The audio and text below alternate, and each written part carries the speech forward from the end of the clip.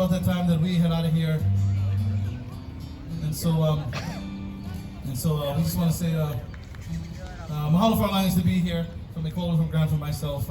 It's always an honor and privilege to be able to play at a place where the community can gather. And so we do want to mahalo Paula and the friends of Iolani Palace and each and every single one of you for being here on a Kama'aina Sunday.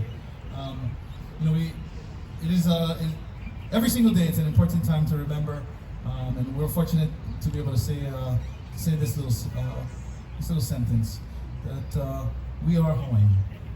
And here in Hawaii and throughout the world, I do think that we need more aloha in the world, and that's just kind of the message that we want to send to throughout the incoming. Not for you folks, mahalo.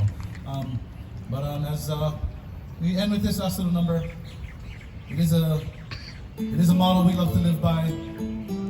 So we hope that it's a phrase that everybody can truly understand that we gotta malama each other, we gotta malama aloha each other. We're just blessed with the kuleana to share that. So here, to each and every single one of you, mahalo.